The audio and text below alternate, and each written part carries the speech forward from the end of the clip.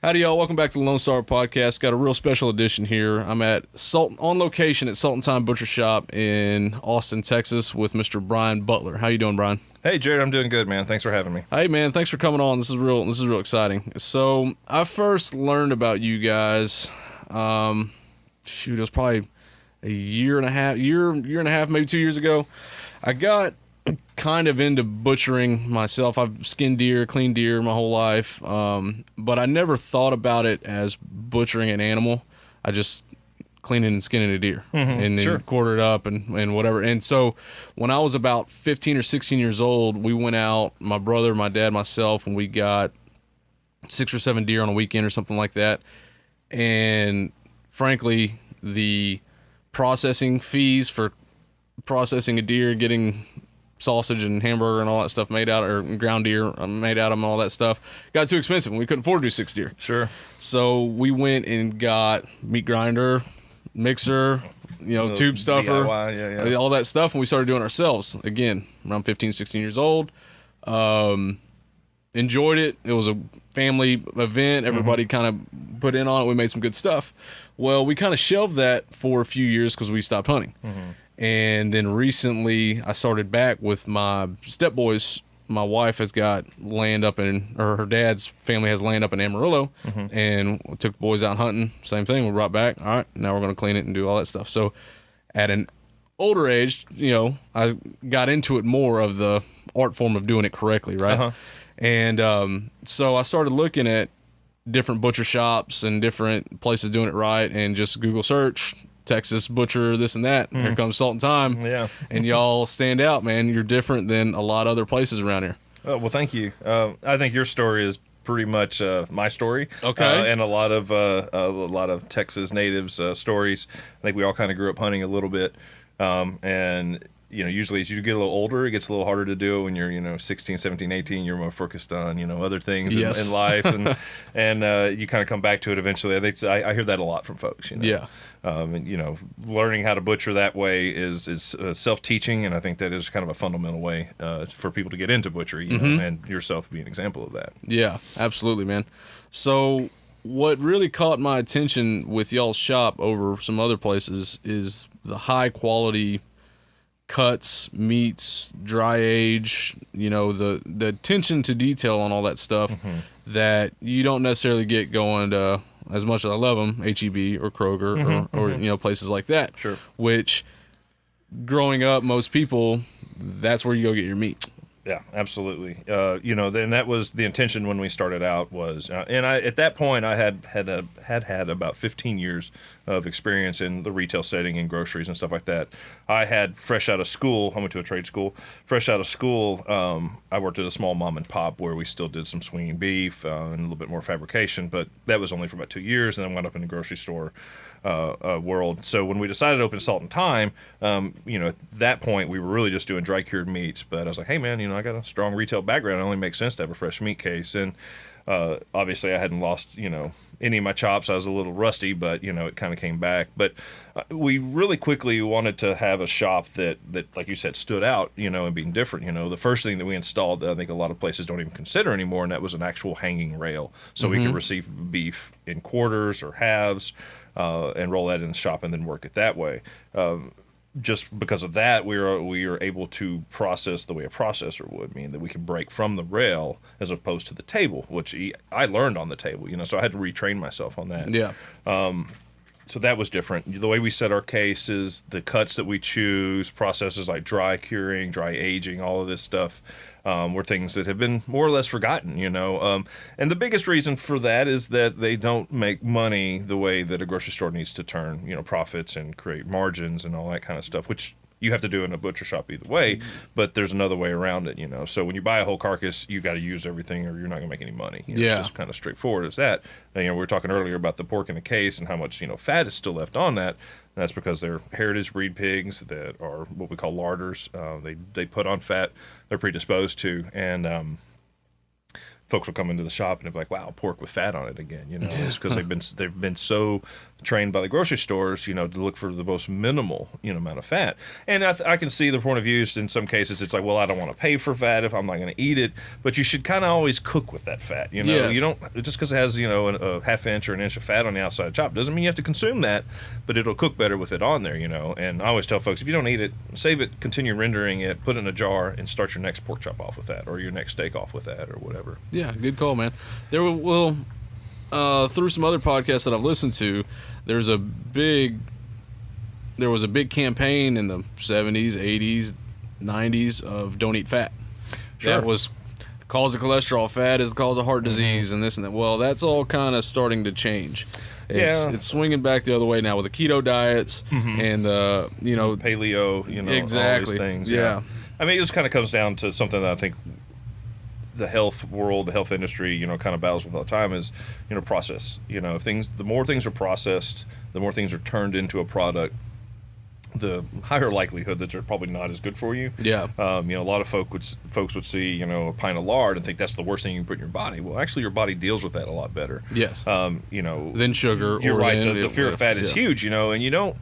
I mean, you see that in a lot of other countries. I think the next country that's dealing with that on such a large scale is England right now, and their stuff has to be so hyper lean, or it just won't sell. And it's a really stark comparison to what we know as quality. Yeah, is you want to see some marbling. Well, the other problem that comes with that is a lot of folks come in and they'll come into your butcher shop and they'll look down at the cuts of meat and the fat on the pork chop and this and that, and it doesn't look like what I've bought for the last 20 years. Sure, yeah. So it's much different.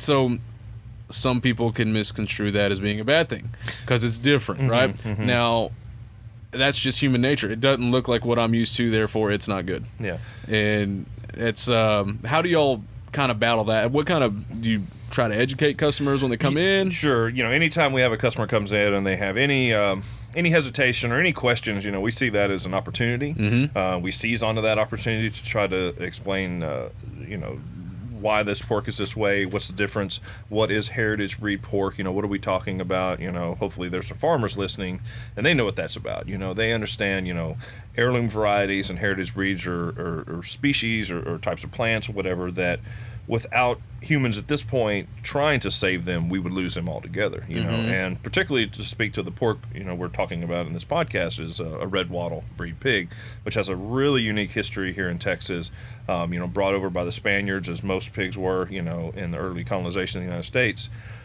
These were dropped off. There's a very unique trait to red wattles that they're the only pig that have, and that is the wattle, the W-A-T-T-L-E.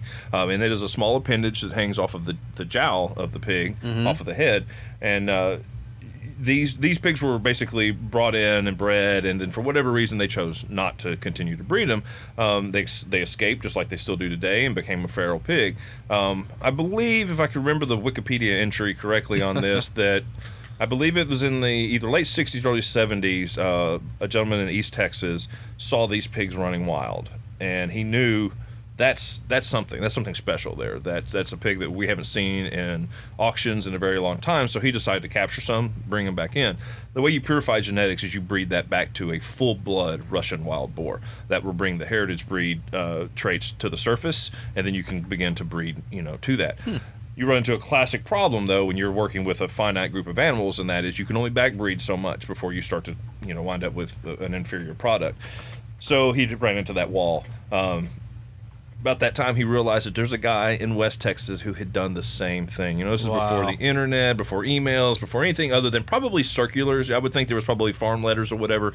Long story short, folks talking at the auction lot. Exactly. Yeah. Hey, I saw one of those wattle pigs. Yeah. A buddy of mine in East Texas, he's doing something with it. And eventually the guys, met. They took both of their genetic stocks, which had basically gone as far as they could on their land and with what they had, and mixed that breed. And basically brought that breed back from extinction. Wow. And I think that makes a really great story for Texas. We have, we have the Longhorn for beef. That has a rich history here, which is very similar. It was brought over by Spaniards and dropped off. And basically left to their own devices, and farmers either cultivated them and domesticated them, or they just let them run wild. Yeah. But that pig is what we call a larder. They are predisposed to develop large amounts of fat. As you saw in the case, there's a lot of deep red colors in that you don't normally see in commodity pork. We're taught that pork is supposed to almost be pale or white without color. That is not true. What you'll notice about pork that we sell is that it has a much deeper flavor of pork that you're going to have anywhere else. One of those reasons is because it comes in on a side, and we process it, and very rarely does it ever even see the inside of a plastic bag before we sell it. Yeah. That is an air drying process, which intensifies flavor. As soon as you put something in a bag, it begins an enzymatic process of tenderizing, which is totally cool. Works very, very well. But what you do is you kind of muddle the flavors a little bit when you do that. And when you have something that's never seen a bag and is allowed to dry and processed within 2 to 3 days of slaughter, also is incredibly fresh, which nothing you're going to buy in a grocery store is going to ever be that fresh. At a minimum, you're looking at 2 weeks probably before it was killed. Yeah, so it's necessary for them to put in those bags and keep them frozen. Yep, and I mean, it's just how the industry works. It's standards and practices. You got to get it shipped out. You can't ship it out loose in a box or whatever. So it's got to travel. Yeah, a lot of people to feed, man. Yeah, this is true.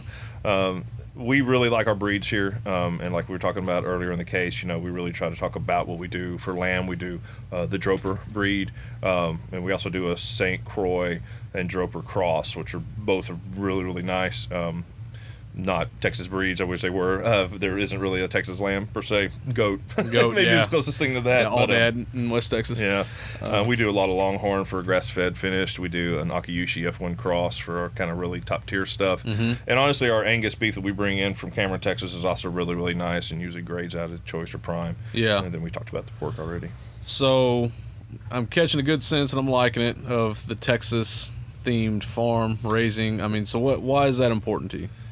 I mean, I grew up in a very small community in Texas, like, most folks, I grew up in Waco, Texas. I moved out to Lorena, which is just outside of Waco.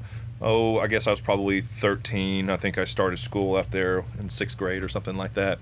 So, it was an agricultural community. We also had the 3rd largest FFA program in the state, even though we were still a 3A school. We were one of the most winningest teams, I think even to date now, is one of the most winningest FFA teams, organizations in the state for many, many, many, many years. I think going back to the 50s almost. Wow.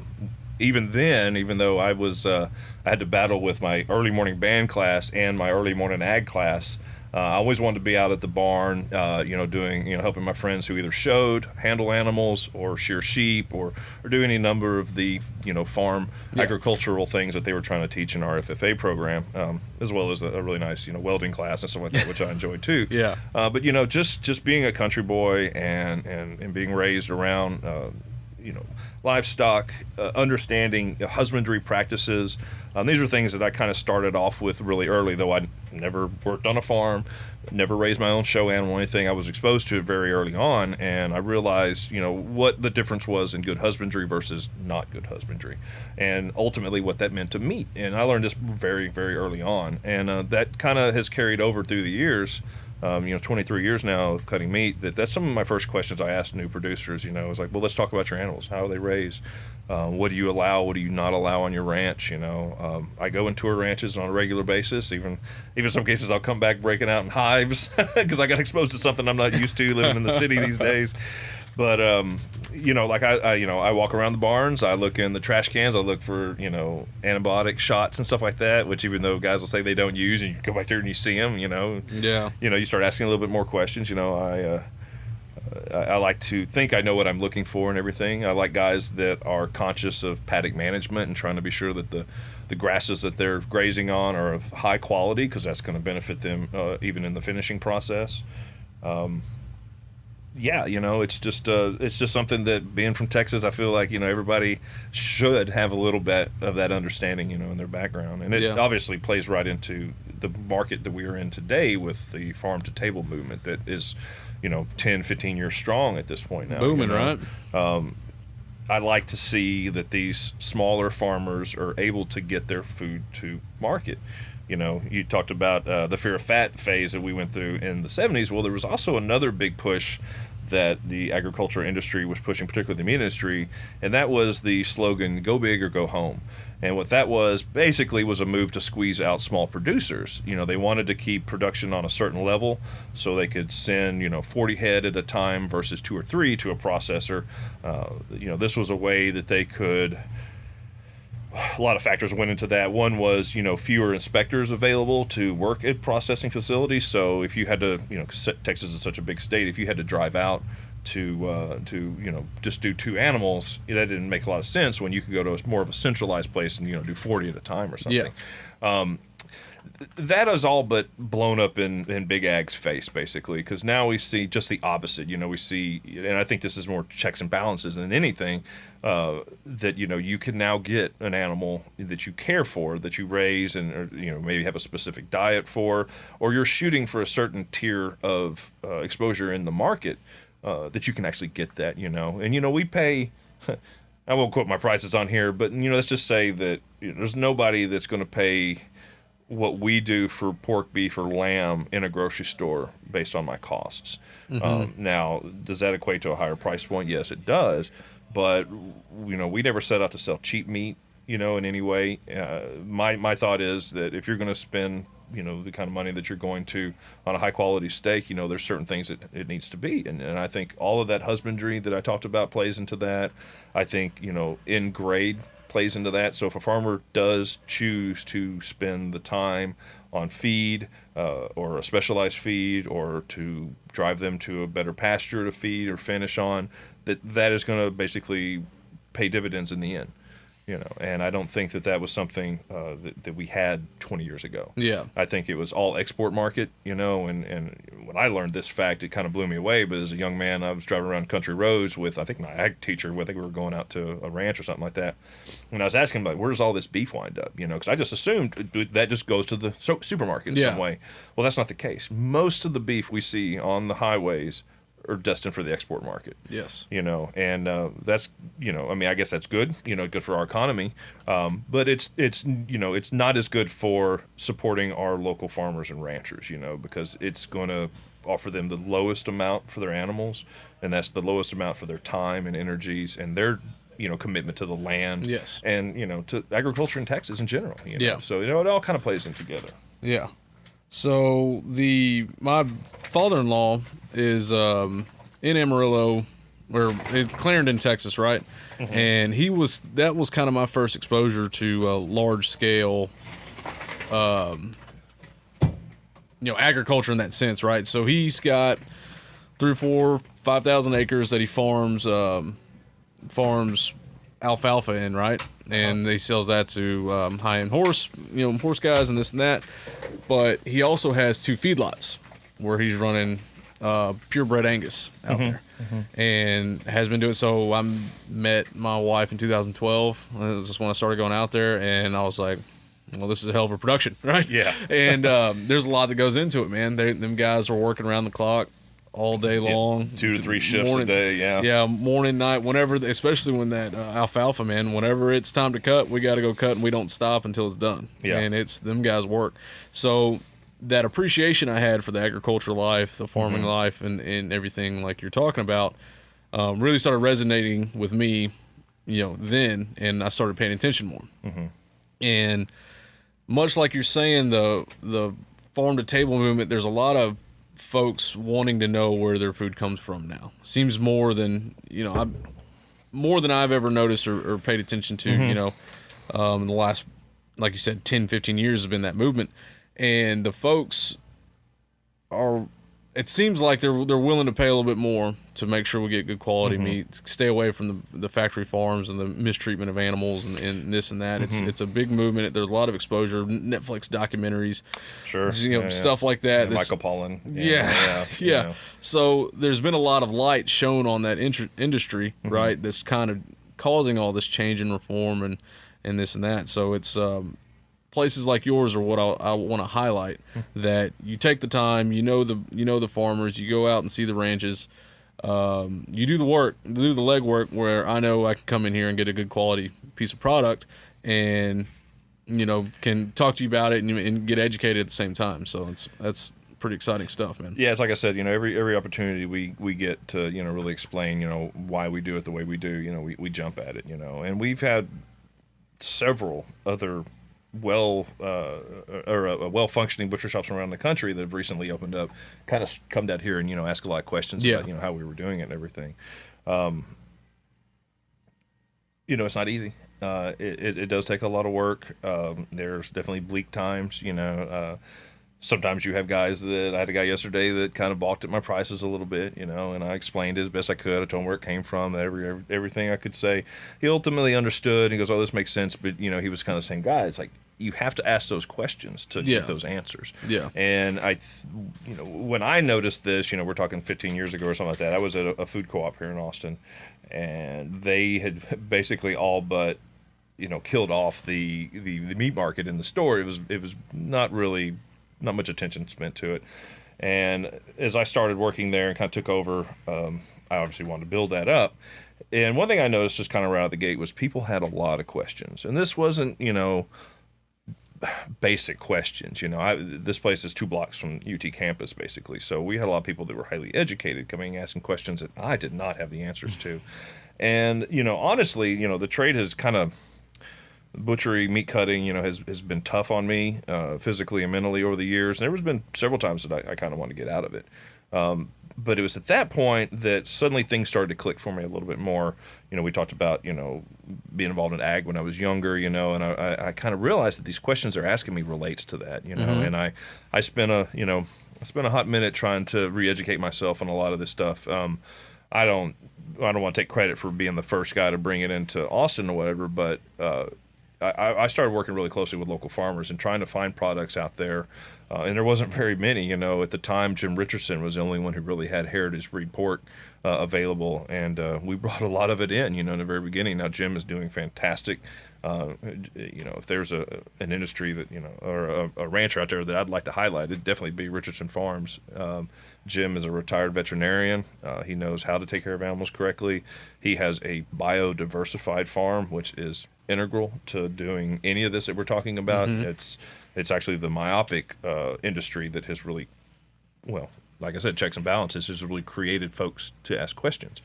Everything from produce to meat. One thing that has really made people ask questions is that people are getting sick. Yes. People are getting sick on romaine lettuce. They're getting sick on spinach.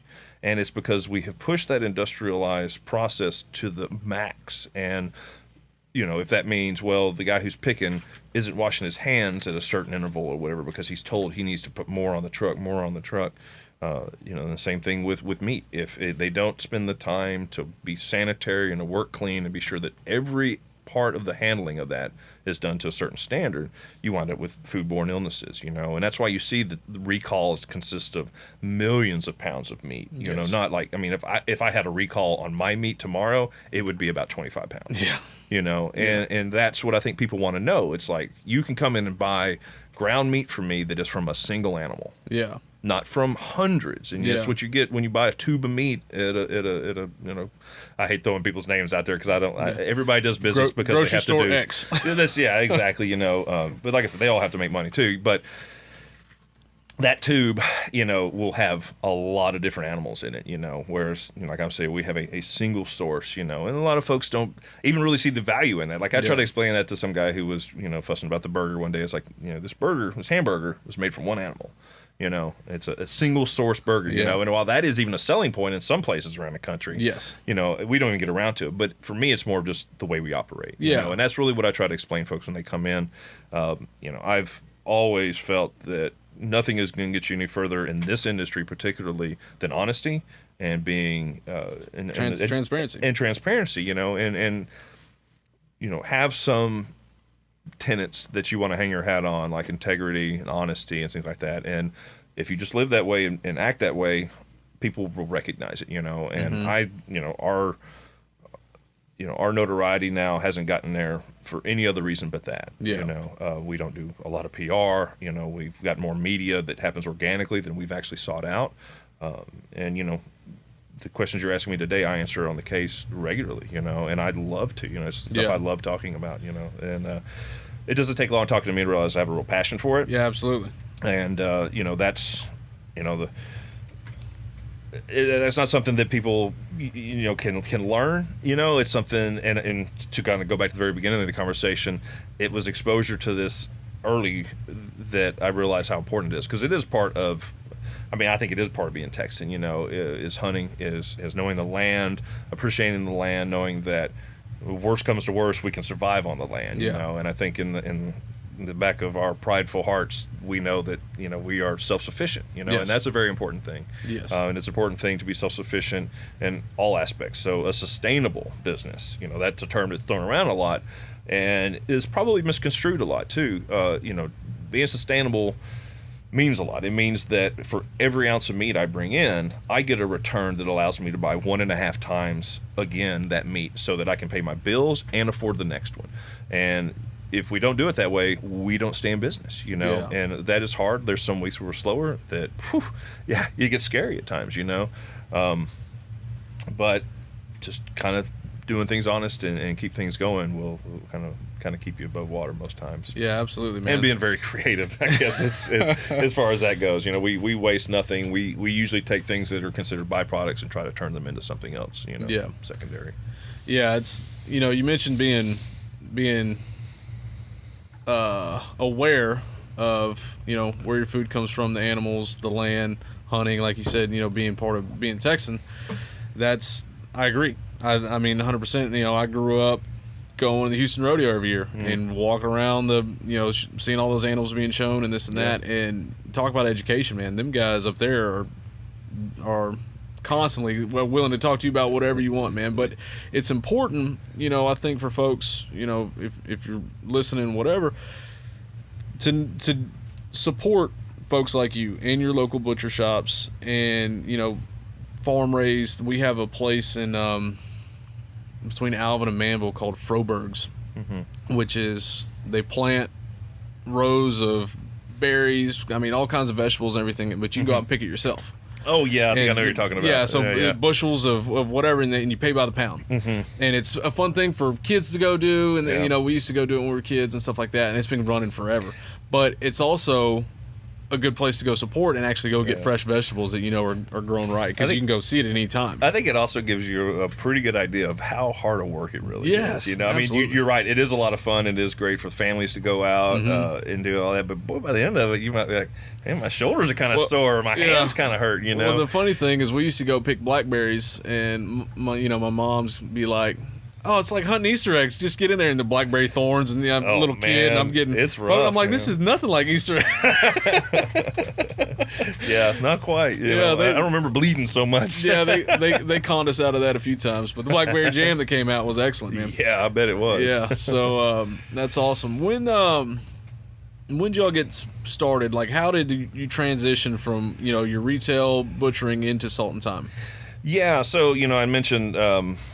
I worked in grocery stores for a variety of stores, off and on for about 15 years. I was working at a food co-op, and I met my wife, my future wife, and she encouraged me that I had a passion and a mind that was wasted, basically punching a clock for somebody else. I don't think I would have ever had come to that conclusion on my own. I'd probably still be there. Yeah. And not to lie, but I probably made better money and had a better health insurance plan and everything like that. But she encouraged me to kind of step out, and I more or less quit the job without any plans. I remember my last manager. I don't know if she was kind of balking at it or what, but she's like, "Well, what are you going to go do now?" And I was like, "Well, I guess I'm going to go open a butcher shop. That's what I know how to do." I didn't have any plans. I didn't know what I was going to do. Just by coincidence, a really good friend of mine who I'd worked with at that store and other places introduced me to Ben Runkle at Black Star Co-op, and we shared a beer. Ben had already started Salt and Thyme. Had been working about a year and a half. And he was just focusing. What year was this? Let me just. I believe 2008. 2008. Okay. Was when I officially resigned at the co-op. Ben had started in 07. He could answer that better than I could. And he was focusing on the Italian art of curing meats, or salume, not salami, but salume, which basically translates to cold cuts. So, Okay. anything dried, emulsified cold meats like mortadella or hams, all that kind of dry stuff all kind of played in.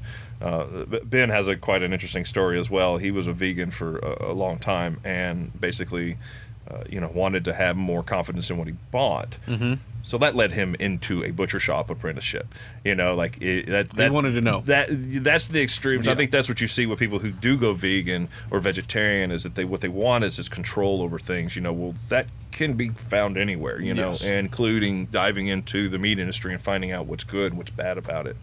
So anyways, he was steeped in the art of curing and making salamis.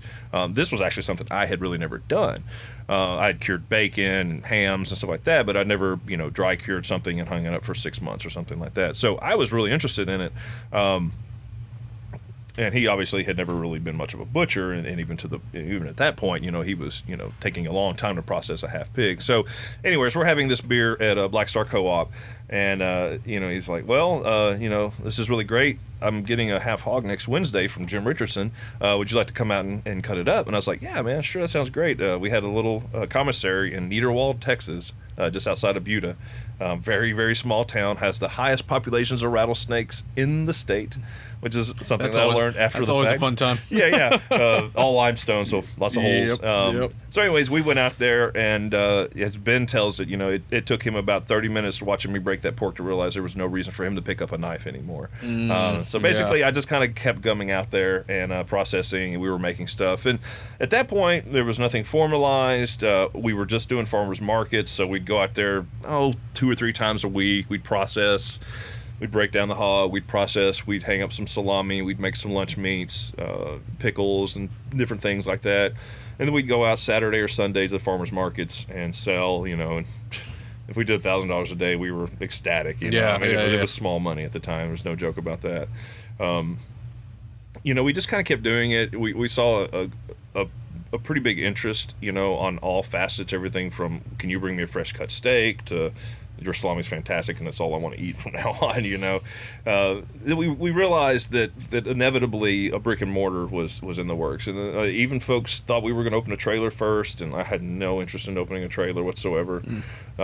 We did a lot of cooked food as well, but we kind of knew the brick and mortar was going to be the ultimate answer, and so we started working on that. I would say probably in 2011. Kind of forming the idea, looking for financing, et cetera, getting shot down for a small business loan was, disappointing, especially when you just got mentioned by a bank for being best new business or whatever, that he won't give you a loan was kind of ironic. Yeah. But, this industry, because we had an intention of have a restaurant component in it as well, it's hard to support, restaurants on, financing because so many of them fail. Yes. But I felt that we kind of had a silver bullet with the butcher shop restaurant concept, because the two play off of each other very well. Mm-hmm. And couple that with it, we had a strong retail component in mind, as well as the dry cured meats. We hit all these angles that kind of centralized around the butchery, and everything kind of spun off from there basically. And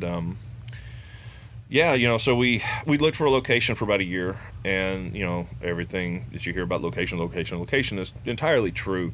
We knew we could have gone to a rural setting, and there was incentives for that, quite frankly. And we looked at several different concepts, and we kind of thought in the rural setting we'd probably have been a little bit more processor focused, like we'd probably have done custom kills and things like that. But ultimately, that wasn't really where I wanted to, set up shop and do that all the time. That's extremely hard work, Yeah. And I've done a couple of kills and slaughters, but it's not something I'd want to do every day, frankly.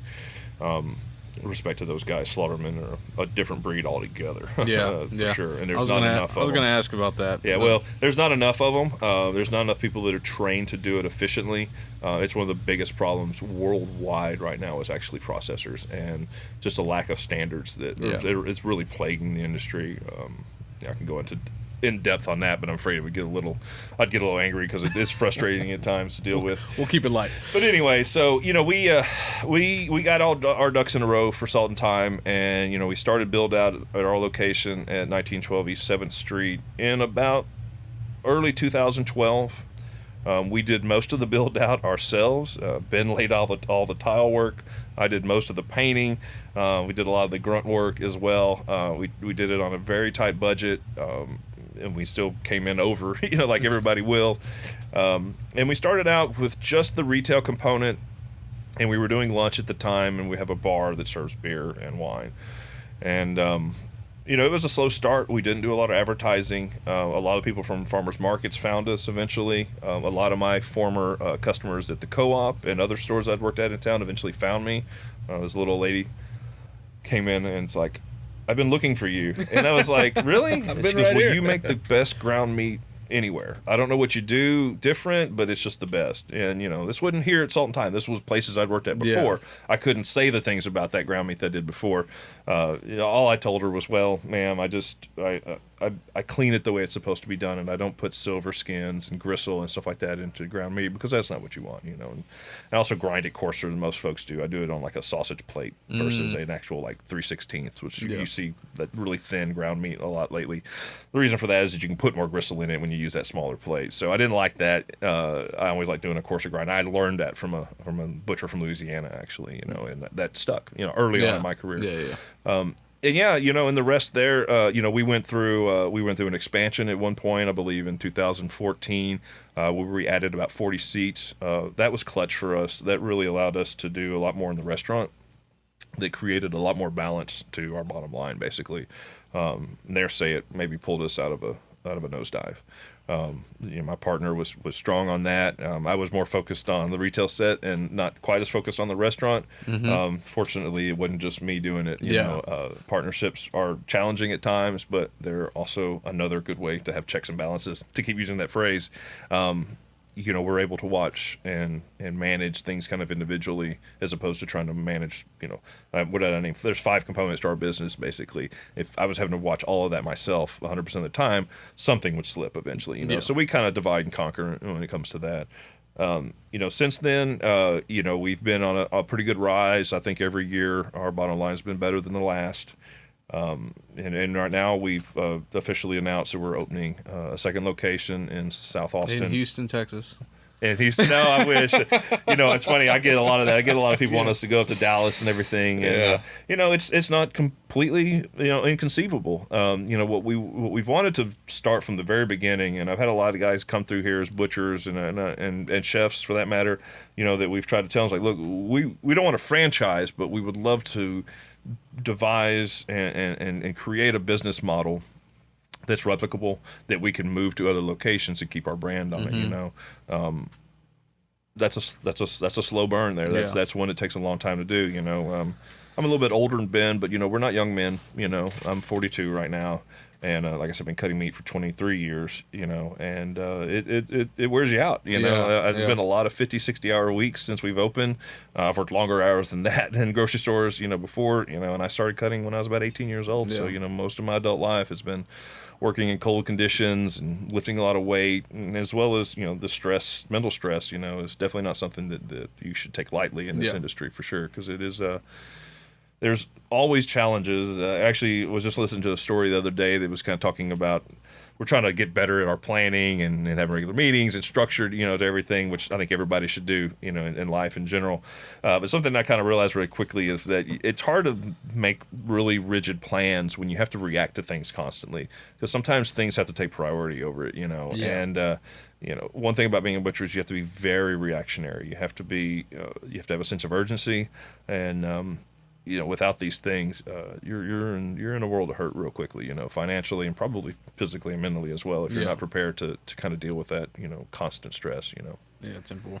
So South, I didn't mean to interrupt you. South Austin, you're opening up. Oh yeah, sure. Yeah. So they called the St. Elmo development. Okay. The developers are the same folks that opened the Ferry Building in San Francisco, as well as Oxbow in Napa. So it's going to basically be a large food hall. There's going to be about 20 businesses in there. I think right now there's at least 5 restaurants.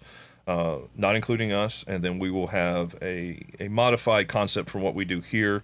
We haven't really completely fleshed that out, to be honest with you, but we're looking to do like meats by the pound. We can either buy it, take it home, like cooked slice. Sorry, that you could either get sandwich made right away. Like we're thinking like maybe roast beef, porchetta, lamb leg or something like that, where we can shave it and make a sandwich for you right then and there, or you can buy a pound or so and take it home.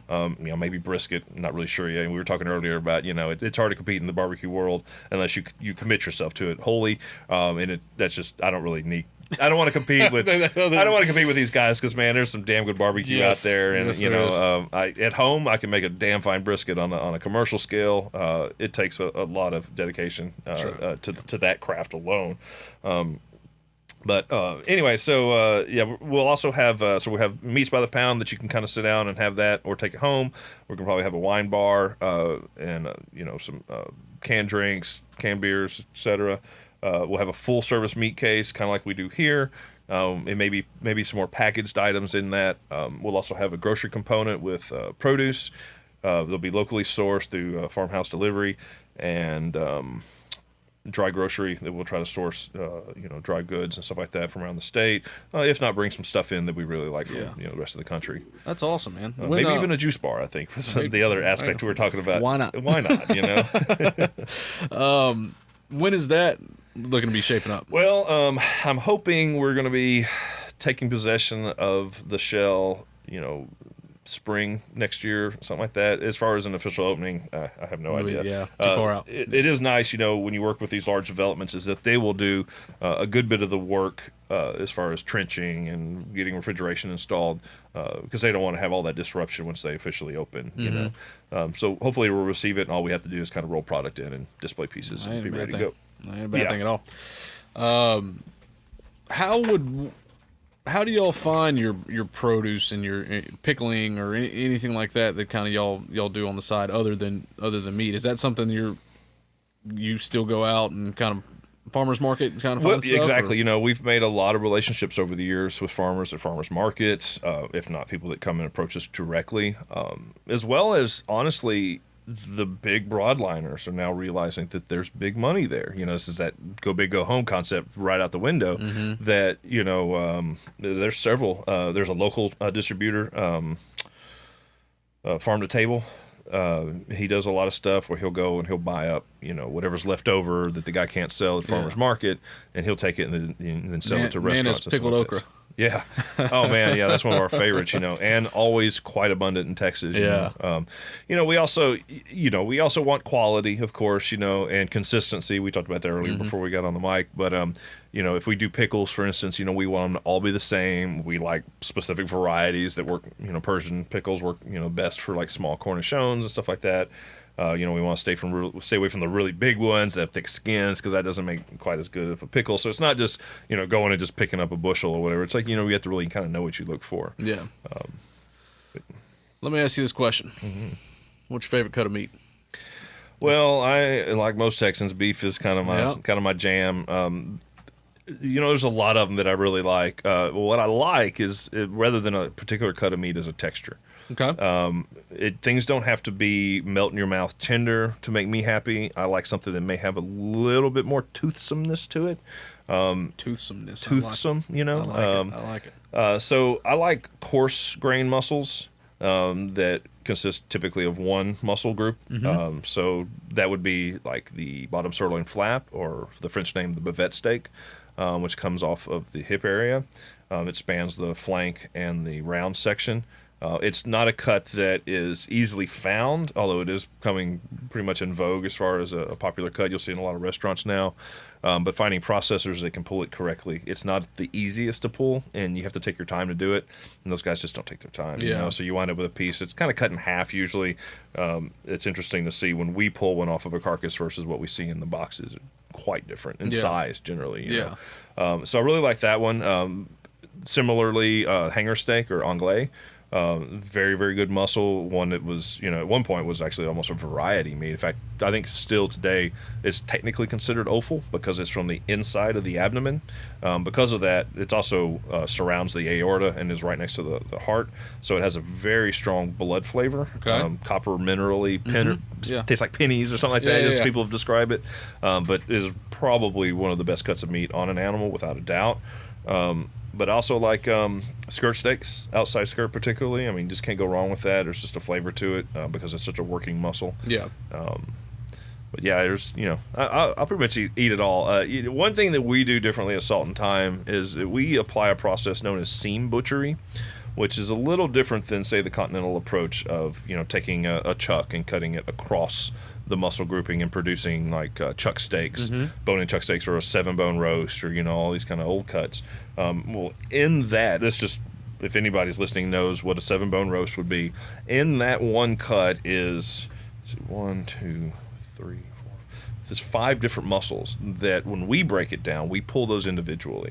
And you'll find some really good cuts that way. Yeah. The process alone will allow you to remove a lot more connective tissue, which means that you can take cuts typically that are more gristly and actually turn them into something that's really good. The chuck is a prime example of that. Most folks see chuck or shoulder and they assume it's got to be braised or cooked till it falls apart. Well, not the way we do it. Like we will really pull and isolate individual muscles and clean them up correctly. One of the real gems in the chuck two of them that most folks don't really realize, that is the top blade, which you use to make the flat iron with, which is actually the second tenderest muscle on the animal, but it is surrounded and inlaid with some of the heaviest gristle you'll find on the entire animal. Weight-bearing ligaments and sinews. So shoulders are not fused; they're floating joints. So the main strip of sinew that runs through that muscle holds the weight of the front animal. Wow. Yeah. But the muscles around it are buttery tender. Now it's a cut that's not typically very thick. It's about an inch. Is that similar to the Denver steak?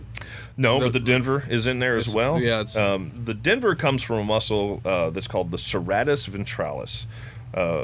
It is a large cut. It spans both the chuck and the arm section of beef. The way we break it, we can pull it in its entirety. But typically, if you see it in boxes, it'll be in 2 different cuts. Yeah. It is also one of those coarse grain muscles that I was describing that I like. That is definitely one of my favorite cuts there as well. I didn't quite get to it. It's large. So, in fact, I just recently did a butchery competition, and one of the cuts that we were trying to execute on was what we were going to call the California steak. Sorry, guys. I was in California at the time. half of my team was from California. But honestly, the reason it came off with that name is the first time I threw it on the block, in its entirety, it looked like California. The shape it took looked like California. Okay. And the WBC competition mentioning we saw it to be a really benefit to highlight regionality and to really showcase our entire country. I put a Texas brisket on the table, so don't worry about it, guys. I represented without a doubt, as well as some really nice short ribs, that we love so much too. Yes. The beef rib on the rise, man. Yeah, man, absolutely. Yeah. Everybody's loving beef ribs these days. Love it. Ribs definitely one that I love too. If there's ever any short ribs left on the case in Sundays, we're closed on Monday, so we get a day off. I usually grab up a couple or 2 or 3, even if I just want to make barbacoa. Yes. I mean, just to braise it down and shred it. My wife, a former vegetarian now, she hollers for barbacoa now, and she's from Pennsylvania. I've taken her out for the real experience, barbacoa and Big Red and everything, and man, she's like, "You guys do this?" And I was like, "Oh yeah, this is what we do, baby." Yeah, I used to go in the kitchen at Grandma's house on Saturday morning or Sunday morning, see the cow head sitting in the sink. I knew it was going to be a good day. Yeah, man. Yeah. I mean, there's few substitutes for doing it that way with a full head and everything. Yeah. It's so hard to get these days. So absolutely, that's exciting, man. I love that detail right there. The different cuts of meat that not everybody knows about, that you can't go to the grocery store and get. Or you see it and you don't know what it is. Right? There's so much more that people are doing nowadays. Those different cuts of meat that you're talking about, that you can do so much more with, that people just don't know. And if you enjoy cooking, and the other thing I want to ask you about is tri-tip. Yeah. So it's a California thing, right? Yeah, That's like their brisket. But Yeah. I've been seeing it since I've started this podcast. I started going on and following a bunch more people on the social media, right? And I see all these people cooking tri-tip, and I've never heard of it. And Yeah. I'm like, well, what is this? It looks like when they get done cooking, it looks like a medium rare steak. Yeah. The tri-tip is an interesting muscle. It comes from the round. It's a little bit of a cross between kind of sirloin and round. The ones we buy are very well marbled, but usually they're a little bit leaner. You also, unless you go to a butcher shop or unless it's obvious, lots of times tri-tips will be mislabeled. There's a lot of things that guys, if they see 3 points on it, they just assume that's a tri-tip. I'm not even joking, and I'm not going to name any names here. All you guys are doing that out there. I'm watching you. But to pull the whole thing full, you really need to break it on the rail the way we do, where you actually start pulling it from the longest point, which is right next to the knee on the back leg, and then you pull it down, and it kind of comes underneath the sirloin. So it's a little tricky to pull in its entirety. But again, another coarse-grained muscle. It is one that needs to be cooked at least to medium. All these guys that like their mid-rares, this one needs to go a little longer than that. So the classic preparation in California is a two-step approach. They'll smoke it for flavor, and they'll put it on and they'll smoke it. Well, then they stoke their fire a little bit and get a little live fire action going, and then they'll grill it for that flavor. A really good way of cooking anything, honestly. Yeah. To get the reverse smoked. seared method. Right? Yeah, exactly. And it actually does sous vide very well too. But we cut steaks out of it here. We use it for kebabs sometimes. It works really good for that. But yeah, a very flavorful muscle. Yeah. Anything that comes from the hip area, not necessarily the round, but the hip, the sirloin, the fat has a really, really strong flavor to it, more so than every other region, sans the belly. And the belly is also another area that has a unique fat profile, flavor profile, different from the rest of the animal usually.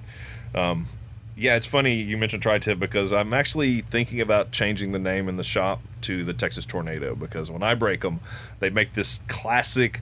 I always think of the tornado warnings or watches, the little kind of stencil looking cutout. If you look at my Instagram account, there's one I posted pretty recently that is the spitting image of that. So I think I saw I may that just one, start calling them the Texas Tornadoes. Yeah. We sell a lot of it though. It's really popular, and it's you mentioned it's kind of like the alternative to a brisket, and the reason is because you can cook it in an hour and a half. Yes. As much as we'd all love to just spend 12 hours cooking a brisket like Aaron Franklin, man, you just don't have the time. You don't have to get up either 4 o'clock in the morning and deal with it all day, or do it overnight, have to get up 2 or 3 times a night to make sure your fire's the right temperature and all that kind of stuff. Yep, that's why all them pellet smokers and Traeger and all that. Them guys are cheating in my opinion, but that's all right. We'll let you do it. As long as you're pumping out some good food and buying some decent meat, we'll allow it. Yeah, the meat part of it is definitely what really pays. The one thing I try to explain to folks that maybe are concerned about price is you pay for quality. You get what you pay for. And if you buy cheap meat, it's going to be cheap meat. One thing I've said for a long time now, and this was kind of as a rebuke to burger joints and stuff like that, is like a burger should not cost $1. It just shouldn't. Not just the meat alone, but the time that goes into all the other components of that. That's just, we can do better than that for the people who raise our food. Yes. In my opinion. Yeah, agreed, man. And that's the whole sense of what I'm talking about. The factory farms that people are trying to get away from, but people got to realize you're not going to be able to go to Jack in the Box and get 99-cent freaking. Yeah. I've hedged my bets on that, here, that people were excited enough about that to seek us out, and I would say that the Salt and Thyme is almost a destination now. We get as much or more national notoriety as we do local. Yeah. And that is really cool that people see, that there is a deep respect in Texas for the way we treat our agriculture. And then, obviously the personalities that Texans have, it carry a lot of weight. Like I said, we get a lot of attention nationally that we don't even get here locally. That's good, man. I'm glad you're ahead of that. I feel good. I feel like we're in good hands. Yeah. Us Texans are being represented well, man. Well, and it's every week something new is popping on my radar. I'm actually going to go do a TV pilot for a butcher reality show first part of next month. That's about all I can say about it. I'm talking about. It's just a pilot, Hopefully it'll actually translate into a show. I'm not really sure exactly how they're going to make a competition out of it. I've done enough demos and competitions for that matter, to know how difficult it is to pull off. So, Yeah. you know, I'll be really interested to see what they want to do with it. I think a documentary makes more sense. I think they need to follow some of these really great butchers around the country in their day-to-day life, you know, and to see what it is that it takes. You know? That's the other thing that it's kind of frustrating to me is you see, like I mentioned the Netflix documentaries before that say everything bad about eating animals, right? There's nothing counterpart. There's nothing. A lot less, for sure. Well, yeah. Well, I shouldn't say nothing. You're right, but it's definitely not on Netflix. Yeah. You know what I mean? It's not. You have to look for it a little bit Exactly. more. Yeah. You're gonna have to do a little bit of research. There's a ton of like I said, that year and a half ago when I got into it and started kind of wanting to get back into butchery. What all got me started was there was an episode of TV show Meat Eaters. Stephen Rennell is a hunter, travels around the world and this and that. But what he does unique to his show is he'll do a 30-minute show of nothing but field dressing an animal. 2 or 3 different ways. This is what you can do.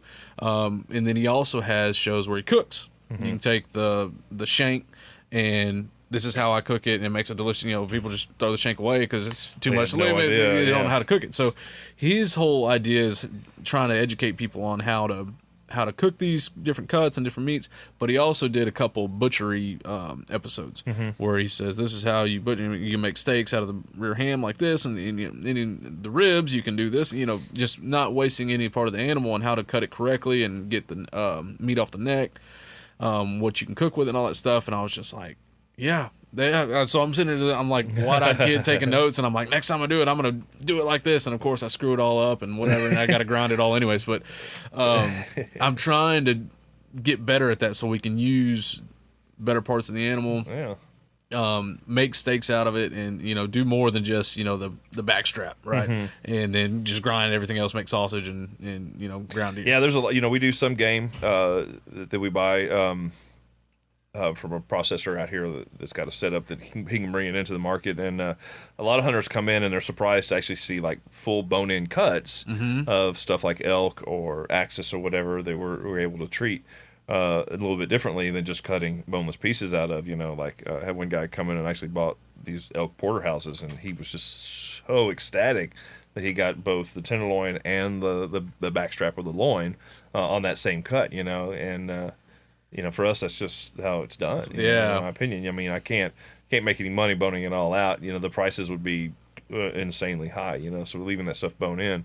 But neck's a good one to mention, man. Those guys that leave those necks in the field, man, they don't know what they're missing out on. You know, and honestly, you can depend on an elk, it's pretty big, but like on a fallow or a black buck or an axis or something like that, the neck's 6 to 8 inches, you know, and that's just braise that thing whole. Yeah, you know, exactly, and that's everything. That's what he was saying. He goes, just cut this thing off, take it off, and he goes and put it in a crock pot, put it in whatever, and just sit in the flavor of of something like that is just unreal. Well, we've always done tamale. That's our tamale meat. Sure. Oh yeah. And you invite me over. Yeah. Grandma's rule is you gotta help stuff and roll them before you eat them. You're all over it. I love it. But yeah, we've always made our tamale meat out of the neck. So, you know, I've been always conscious. My dad did real well with my brother and I growing up. You don't waste any meat. If you kill it, you clean it. Because we were fortunate enough to go to a lot of high-end ranches around Texas that are, you know, have managers and have ranch hands out there working and stuff like that, where a lot of them guys, they'd go shoot a deer and then somebody else would clean it and quarter it and put it in their ice chest. And we weren't allowed to do that. Dad's like, no, you shoot it, you're cleaning it, it's part of the deal.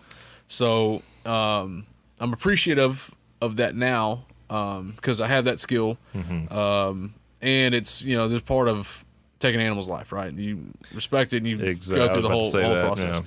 So and then the processing it into what you're actually eating on the table is, again, something I'm trying to get back into and get better at. Yeah. I'm good at the other stuff, but I'm trying to just keep doing it, man. Yeah. You know, there's no substitution for experience. Absolutely. Yeah. Absolutely. Well, we're about 58 minutes in. What do you think? Go a little bit longer. Go a little bit longer. All right, cool. What was I going to say? So we talked about the neck, ribs. I'm trying to think of different cuts on the deer. Or let me ask you this question: What would you suggest or tell people that is the main thing that they screw up on handling the meat before when you buy it from your shop and then go and actually cook it? What's the misstep people take? Yeah, that's a really good question. We talked a lot about people getting sick and stuff like that, and I'm being a big proponent. This is not a made up fact or anything. You can look this up. In most cases, the dirtiest place that meat is going to land is your refrigerator. Refrigerators harbor a lot of different bacteria, everything from produce to E. coli, salmonella, because you put everything in there. Mm-hmm. The dairy you put in there, listeria is probably pretty common. I wish I could say I do this. My wife would yell at me if I said it, but you should really hit your refrigerators with bleach once a month. Take everything out, wipe it all down, wipe the bottoms of your containers. You'd be a lot safer that way. So handling is a big problem. Then you can overdo that too. You don't want to get bleach or anything like that on your food per se. But sanitation and handling. Somebody will go to the grocery store and buy some meat, throw it in the back of their car, and go and stop off to do something else and not really think about it. But you only really have about a 2-hour window with that product before bacteria starts to grow on it. A lot of folks also don't realize that there's going to be bacteria on it no matter what you do. There is just a natural state that bacteria is going to live in, and it's going to be there, and the longer that it hangs around in conditions that propagate that, the higher bacteria load you get. So if you take something that is older or maybe wasn't handled really good on the upstream, and then you get it into your refrigerator that's kind of grody, it's going to go nuts, or the temperature's not right or anything like that. That aside, as far as handling goes, really understanding what it is that you're cutting and how to slice it. Probably the easiest thing I can tell folks to do is to always adhere to the 90-degree rule, which means that anytime you cut a muscle fiber, it should be on a 90-degree angle. That will leave you with the smallest fiber to chew, and that equates tenderness. So stuff like things we've talked about, like the bavette or the Denver cut and stuff like that. Like as you cut it, you're gonna see the grain, just like in wood, and you want to be as perpendicular to that as you can be, as opposed to cutting with cutting it. a brisket. If you cut exactly cross grain, if you cut it with it, like skirt steak, for instance, if you cut it with that grain, will be the chewiest thing you've ever tried to eat, even on the highest quality stuff. One of the things that I learned and it stuck in my head was, let the knife do the work on some of those cuts. It doesn't always have to be sent out as a big chunk of meat. Like you can slice that to serve it. I think you're starting to see now where folks are doing these large tomahawk ribeyes and stuff like that. Well, cutting out already. That's a steak for 2 or 3 people, to be honest. Especially the ones we put out are 2.5 pounds. That's a lot of meat for one person to try to choke down. But slice it and serve it and do it family style. And make more of a celebration out of it. It looks good too, man. You it come does out look there good, medium rare. It's all. And folks are scared of those big steaks. This is actually a question I answered for a magazine here really recently. Is like, how do I not mess this steak up? And I was like, well, you actually you have a lot more wiggle room with that large steak than you do that 1-inch ribeye that you got. You have a narrow time frame to get that 120 or 125, however you like your steak done, before you overcook it. But with that big old tomahawk, you're talking probably 45 minutes to an hour, depending on your heat source and what you're cooking at. But worst case scenario, you just throw it back on the grill. It doesn't really, you don't really. I don't think I've ever seen anybody overcook one of those, to be honest with you. In fact, most of the times it's undercooked, and a bone-in cut like that, you really want to take it to 125 before you pull it, to break down the connective tissues around the bone and everything, so it's a little bit more tender. The purists say, it's got to be blue. I was like, no, it's... having eaten a lot of meat and eaten a lot of tartare, and I'll eat raw meat right off the carcass, just to sample it for flavor and everything. You want to do it the right way, for sure. Yeah. Dry aging. So that's become a new fad, right? Folks are... Interesting you say new. It is probably one of the oldest things that we've ever done to meat. Correct. Well, I guess people doing it in their homes, right? Well, it's interesting because it really fell out of fashion, and this is this really leads me into something I've talked about a lot and several times. The time from when an animal's harvested to when it's actually consumed is actually quite small. With pork, we were talking about this earlier. You're probably looking at 2 to 3 weeks. If it was frozen, maybe longer. Beef, probably pretty comparable. Although normally an animal is aged, a beef is aged for 2 weeks before it's processed, and then it's bag aged for 2 to 3 weeks, and then it's shipped out, or something to that effect.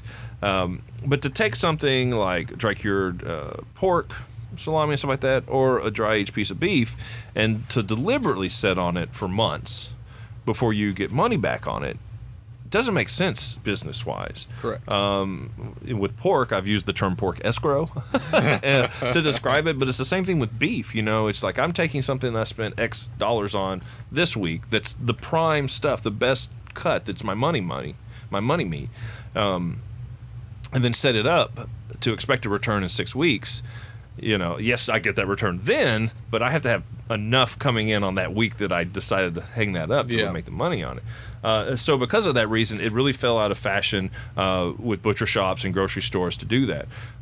It's also a process that you have to have very dialed-in conditions to do, and I think this is why you're seeing it at home a little bit more, because it is easier to do it at home in a small scale than it is to do a large operation. Scale, another thing that's really challenging in Texas is humidity. That's why you don't see a lot of especially salumi makers in Galveston, and you don't see in Beaumont, Sweat Town, you have that to contend with, and there's very specific parameters that you're going to want to have. Refrigeration temperatures, anything below 41 is safe, but there's ways to manipulate even that 5 degrees of difference in temperatures for drying a piece of beef out. But you also want, which is quite surprising to folks, is a lot of airflow. Upwards of 30-mile-an-hour winds is what you're trying to create. Wow. And that seems like a lot, but really a small fan can generate that pretty quickly. Yeah. But there's not going to be a dry aging facility, commercial one, that's not going to have a box fan or an oscillating fan that's working all the time in it. And the main reason for that is that we're trying to dry the outer surface, but not over dry it, because we don't want to cause case hardening, where none of the natural osmosis or the drying out of the muscle can happen. It'll just arrest it on the outsides, and none of the internal moisture will make it to the outside anymore. So we want a controlled dry on the outside. Okay. The drying of the beef is called matrification, and that's a very natural process. It turns it black. And the reason I kind of laughed at the term "the new thing" is that what we're creating is something that was done a long time ago by several countries. In Ireland, it's referred to as black beef. And it's a very, very old process there that they had I just got back from Ireland, so I can tell you their conditions are pretty much perfect year-round for that. And that equates to, a lot of added flavor. As you dry that muscle out, you intensify the flavors that are naturally there. One thing most folks don't realize is beef is comprised of about 70% water, so it actually has a lot of moisture to lose. And as that dries out, the flavor goes up. But the price also goes up too, because I'm losing weight. You're losing weight. Yeah. Yep. That's absolutely, and just the time, like you said. And I did not really do much dry aged beef early in my career because of grocery stores and stuff like that. We did a little bit at that little mom and pop shop, and then the school we did whole rounds. We let rounds age for like 4 weeks before we get into them, and they'd be god awfully slimy and gross, and we'd work in them in our smocks, and they'd be covered in slime and everything. But once you whittle away all the outsides and get down to just the clean meat, you're left with a product that once you have it, you really want it all the time. Basically, is all I can say. Now that said, some folks don't like it. Some folks are kind of put off by it. Interesting enough, the fine gentlemen at A&M University in the meat and science program are not big proponents of it.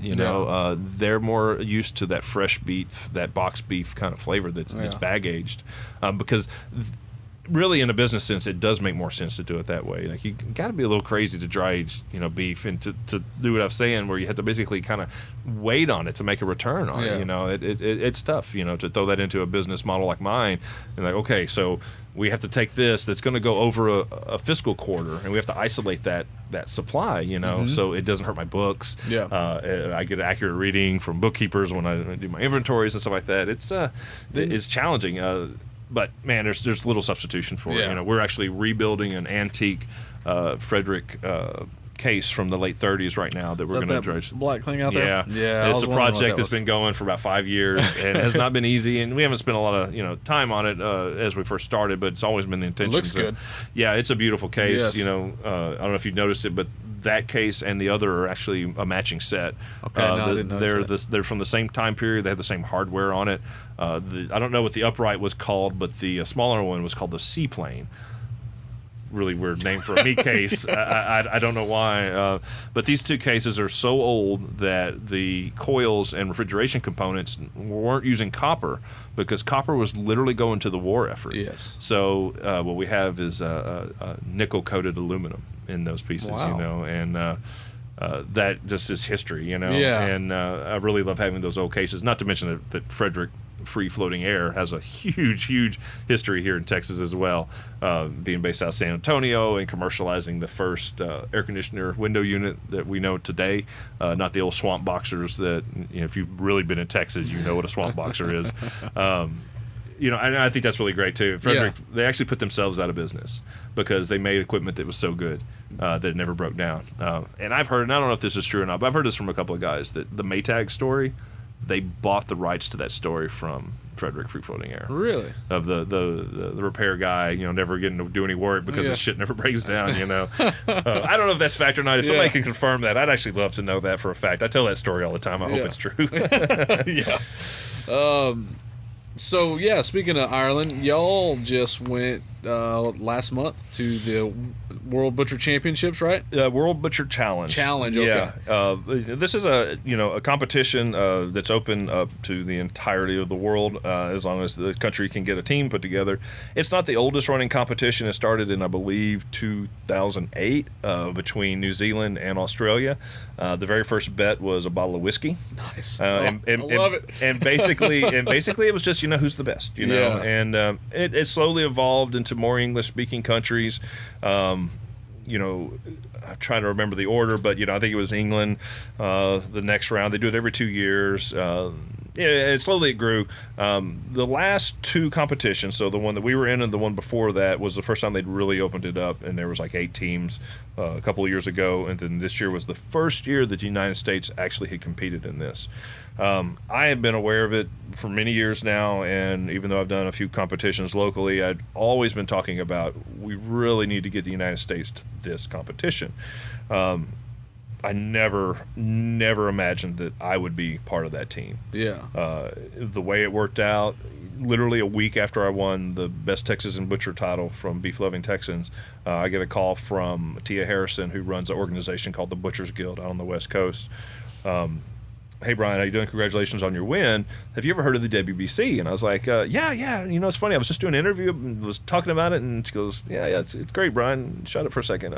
Do you want to be on the team for 2018? And I was like, what do you mean? She goes, well, I'm forming a team, Bryan. Do you want to be on it? I was like, oh, okay. Yeah. I was really just kind of, high on the Texas win, and I was like, wow, really? And we were kind of late getting the team formed, and it kind of fell together really nicely. We went with a great selection of teammates. It was 6 butchers all together. I was the only guy representing Texas. We had a guy from Virginia, a guy from Charleston, North Carolina, 2 guys from Sacramento, and 1 guy from San Francisco. And we trained for about 6 months. We all flew out to Sacramento, and it was an amazing experience all the way around. I don't even know where to begin. Meeting these guys that were on the team was alone really, really cool. I definitely think I've made some lifelong friendships with some of these guys. Some of them I'd worked with before in different, venues or capacities. But it was, I think we were all a little nervous when we first met, just like, chefs, there's some egos that run around in the butchery trade, as is in anything. We were really worried about us all getting along, but man, we clicked like right away. We saw each other's respective talents and strong suits, and we really tried to, form the team and the strategy kind of based around that. 2 of us were shop owners, and we decided right away that the way we were going to approach this would be minimal waste, and that's kind of the way, like, for instance, I run my shop and the way Danny, our captain, runs his shop out in Sacramento. but we really didn't know what we were getting into. You know, on a world stage, countries process differently. You know, there's no different muscles that you're going to pull, but the way you get to it is going to vary. And you know, we were our task was for the competition basically was the six of us had to process a side of beef, a side of pork, a whole lamb, and 5 chickens, and we had 3 hours and 15 minutes to do that. Wow. Yeah. But not just process. We had to move it out. We had to hang it up. We had to cut it off the rail. We had to fabricate it to standards. You know, we were judged on how we got it to that point. We then had to display it. We had to do value-added components. We had to grind meat. We had to make sausage. We had to make a hamburger. We had to make meatballs. And then we had to clean up. And we had to be judged on our equipment, our shoes, our uniform, the way we communicated with each other, the way we The teamwork. coordinated, Yeah. you know, all of these facets, you know, and we knew what the judging criteria was, and you know, it was a 100-point scale with 15 points of extra credit, and they told us what they were going to be judging us on. Yeah. And you know, even at that, we didn't really know we were getting into just yet, you know. So we did what we did. We produced, well, I guess I should say, we came in 6th overall out of 12 teams. This was our first year in. We placed first out of new teams. Very respectable as far as I'm concerned.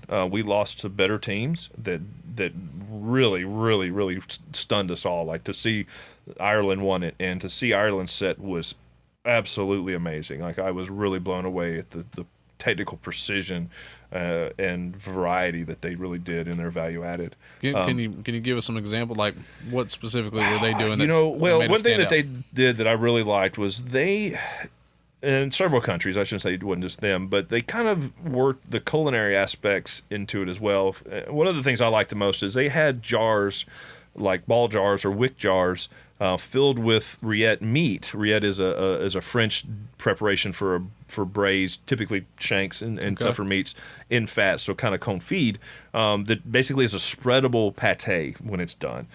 So what they did was they would put all that into a jar with the fat, with the intention of this is what you would take home to cook down to produce rillettes. And I just kind of love that. You know, lots of roulades where they'll cut it, stuff it with something, and roll it back up and portion it out.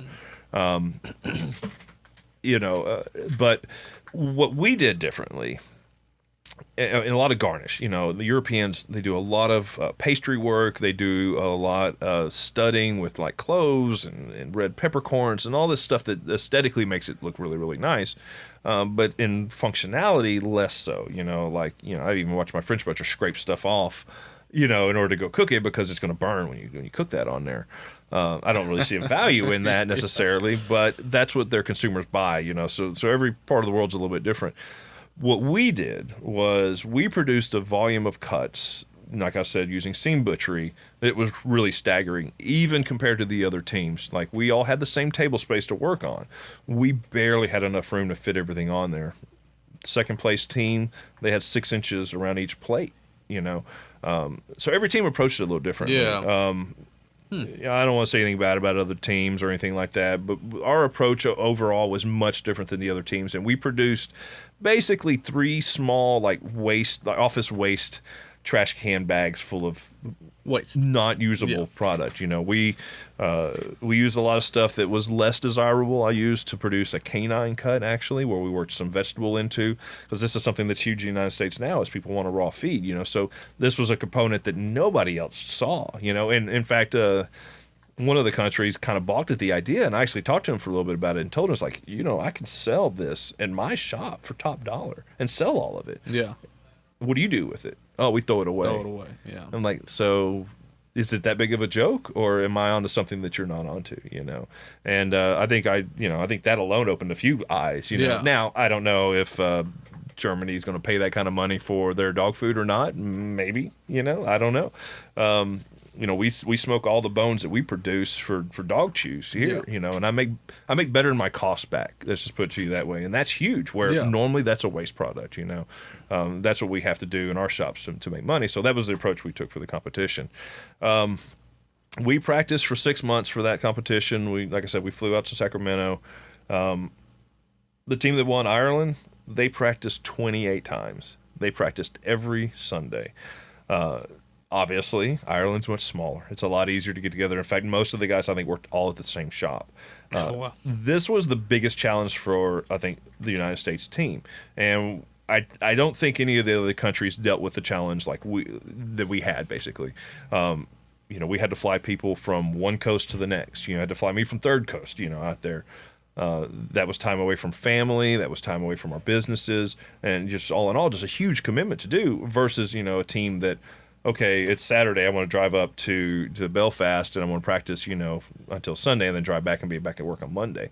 We just didn't have that luxury, Couple that with the fact that most of these guys, even the guys I had worked with, had never really worked with, like in a shop setting. It made for challenges, but also made for a lot of creativity, And I think we really came out for our first year and did really, really good. Obviously, it was a huge learning experience for us. I'd like to say that I can do, the next 3 or 4 of them. I'd rather focus. We are gonna do 2020. I am a part of that next team, but moving forward, I really want to cultivate new butchers into this, and coach and train people into this. It's a good exposure to kind of to the industry and these other countries, and the competition bounces around from country to country. So they usually base it around food events, so that they can get people that are interested in it to kind of come check it out and to be able to watch. If you've ever seen a demo or processed a deer or something like that, the first time you see it, it's usually pretty amazing. Like, you don't really realize, what most folks don't realize is how much meat comes off of any said animal, but also like how it all is connected at one point. A lot of folks don't realize that, that shoulder butt is connected right to my pork chop, and that's pretty staggering. But then to see it done with beef, pork, and lamb and chickens all in 3 hours, we probably had 1,000 people watching, 5 teams at a time doing it. And by master butchers, right, that are the super best, skilled, the best in the world. Yeah, I somebody asked me how the competition was. I was like, it just literally was the best in the world. Not that I'm one of the best butchers in the world, but watching some of these guys, watching France, wow. I mean, just amazing. Their oldest member, and I met him, and now I'm kicking myself, I don't remember his name, but to watch him pick up a 4/4 lamb and cleave it in half with a cleaver, not saw it, like he had been doing it for his whole life, I truly was humbled by his skill. I mean, it's hard to swing a cleaver and make a clean cut, let alone cleanly split down the spine with feather bones on both sides. I was just like, wow, and I think that's good for anybody, no matter how far along they are in the trade, to get perspective on what's possible. And that is universal. Yeah. I don't care what it is. If you're a race car driver, see, I couldn't hit that bank that fast. Well, here comes somebody that does, and he does it with skill. It's the same. It's like you got to get perspective in it. This is where the United States struggles, because we don't have more than 200, 300 years really of cultivated culinary, or they say butcher heritage, compared to France, which literally has centuries of it. Yeah. The highest level of butchery in France, those guys are referred to as moffs, M-O-F-F. And they have parades to celebrate them. They look like generals by the time they earn that. They're usually older men, but you don't have to be. You get asked to perform to be declared a moff. You don't get asked if you don't make it the first time. You don't get asked every time they want to ask. If you don't make it, they assume you'll never have the skill to be a moff. Wow. I mean, it's some heavy duty stuff. Yeah. And it's not just in their little circle of butchers and culinary experts. The whole country believes in that, and that's what we don't have here. England and France, like, they'll literally have a week of sausage celebration, or all the butchers will bring their sausages. They'll display them out on the street. People will come by and eat them, and it's a big sausage party. We don't quite have that here, and we have cook-offs. We have cook-offs, we have cook-offs. But what it does is it generates interest that benefits these shops. Correct. And that's something that, again, we don't have here, and, it's for no fault, it's just the literal amount of time that we've been doing this. Yeah. So any documentary or film folks trying to find something, I'm going to give you a suggestion. Go follow these 6 teams and then go to the World Butcher Championships and watch them compete and talk about it. That would make a show. Yeah. New Zealand brought a documentary crew. It actually should be coming out. I apologize. I don't know the name of it, but if you look up the New Zealand team, Pure Sharps. Ooh, I should remember their team name. It shouldn't be that hard to find, but they should have a documentary coming out. They interviewed us a couple of times post-competition and everything. Yeah. It was really, really neat. Well, I'm just thinking, I've watched a documentary the other day about the strongman competition, right? And these guys, they followed the 4 top guys, an American. One of the guys is from Eastern European. One of the old Russian country. I don't, whatever. One guy from London, then one guy from Iceland. Yeah. Right? But they followed them all, told each one of their stories, 25 minutes or so, 25 minutes on each person, and then the last 30 minutes was the actual Worlds Arnold's in Ohio, where they all competed. Yeah. Do that. Over those Butcher Championships. Dude, I would watch. Somebody needs to do that. I wish I had better skills in the time. So the really exciting thing for us with the WBC is that we have a bid out right now to actually hold it in Sacramento in 2020. It's either going to be there or Sao Paulo, Brazil, Johannesburg, South Africa, or Paris, France. And I think we stand a pretty good chance of getting in Sacramento. And one of the main things that we really want to be able to do is to get this show, or at least the broadcast, to actually hit like the Food Network or Bravo. That's or something what I was going to ask. Is this on TV? I'm sure online somewhere, maybe? Yes, you can actually watch the competition. If you go to the butchersguild.org website, there is a link, and you can actually click on whichever country you want to watch. And there was lots of video recorded of it. It's at a distance, but you can still see what's going on. And honestly, if you've ever cut meat, if you've ever worked in a butcher shop, if you've ever worked in a kitchen, you should watch this video and watch these guys, basically, guys and gals, I should say, lots of female butchers on these teams. In fact, America had a little bit of egg on our face because we did not have a female competitor. The team was formed by a woman, Tia Harrison, and she's going to possibly compete with us in 2020. But you should watch the speed, the urgency, the technical precision that these guys are using. Like I'm usually one that's really quick to whip out my phone and take photos or video of things like this, but I just wanted to watch. Like, we did 2 heats, so I got to watch the second heat, and it was, I know I had just done it, but I was watching it thinking, I don't know how these guys are doing it, and it was really interesting. I talked to a lot of guys after the fact, and I was like, so was it like really fast for you, the 3 hours, or was it really slow? And it was really interesting to hear the comparison of the two. It seems like younger folks, it went by really quick. But for myself and some other guys that have been doing it 20 to 40 years, it went by really, really slow, almost in slow motion, because I was timed out. Like, I knew at an hour and a half in what I should be cutting, like literally what cut I should have on my table and I should be working on. I think because of that, it felt like really, really slow, but it went by so fast for so many others. One of my teammates was like, I swear we just started, and it's over already. And I was like, yeah, there just wasn't really anything to prepare us for it. Even all the practices, and even the last 2 practices we did under the clock, the last one we did with crowd noise pumped into the room. And honestly, and we thought it was loud, was not enough crowd noise to prepare us for the crowd noise of the actual event. Yeah. That's exciting. It was something else, man. That's like everybody I've talked to about it since then, it was let alone getting to go to Ireland, which was really amazing. I never really traveled a whole lot. It was really cool for that, but it was just really eye-opening to see what the entirety of the world looks at to do the trade. And I quite honestly felt like, we really showed what we can do. I think we excelled at a lot of things a lot of the other teams didn't. Like I said, we put a volume of cuts on the table that few countries did. There was a lot of value added, but they'll take something and they'll just do a roulade and then slice out 6 things, so they'd have 6 things.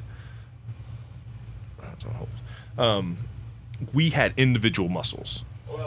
Whole seasons. Butcher shop is open from 10 a.m.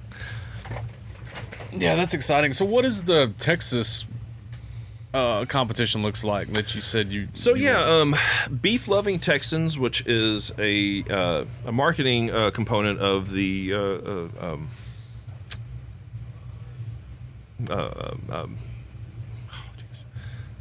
the Cattlemen's Association, put on a competition last year, 2017, trying to find the best butcher in Texas, and it was was this the first competition they've this done? was the Something like very that? first Okay. one. Yeah, That's exciting. yeah. Another one of those phone calls I got that I was Yeah. like, wow, yeah, sure, Yeah. I'd love to do it. That one was a regional. It started off as a regional competition. They basically divided the state into thirds. There was a Austin, San Antonio to the Gulf Coast region. There was a Dallas, Fort Worth area competition, and then there was a San Antonio out west competition, basically. And the first round consisted of 8 butchers each heat. Quite a bit different as far as structure. We basically, the first round we processed a top butt, sirloin butt. We processed a shoulder clod, and I feel like we did something else. And we cut it and we displayed it on some trays. The second round we did product identification of about 45 cuts, I believe. We then did a portioning round where we had to portion whatever ounce steak that the judge asked for. I got to do 12-ounce steaks, which fortunately I do in the restaurant every day of the week. Yeah. Which was actually one that I kind of slam dunk on, where everybody else kind of struggled with. So after the regional ones, which I'll run that one, the 3 winners did the final round.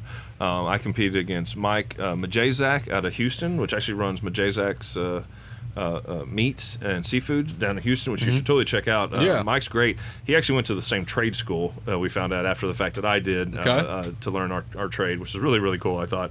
And then, oh man, I can't believe I forgot his name. Lewis from Old Town Market in up near Fort Worth. Sorry, Louis, I forgot your name, man. Really great guys. But you know, I was younger than them, and I think my market is quite a bit different than what we cut for. So I was doing things that were, you know, more what you would see on the new butcher side than versus the old butcher side. We did the final round of competition at the Beef Loving Texans Ranch House, and we processed what's called a drop loin, which is the entirety of the sirloin all the way down to the rib break, 13th rib. Not really a cut you see very often. It's a processor cut usually. That was interesting because that's not the way I usually break something down. Usually it's quite a bit different. So that was kind of, had a curveball in front of me to deal with. But we did really good there. Reactionary time you were talking about. Yeah, exactly. So this is different. I don't cut these, but I know how this is all put together, so it should just be the same. Yeah. So we did that round on a Saturday, and then the following Sunday, or the next day, I should say, that Sunday, we did the final round at the Food and Wine Festival here in Austin, in which case they handed us a 103 rib to make tomahawk ribeyes out of, another cut that I make pretty much daily, and I have a unique method for Frenching ribs on those as well, and I kind of stole the show on that, you know, and those guys did great, but, you know, I won the day, to say the least. You know, all the respect in the world to those guys, everybody that competed.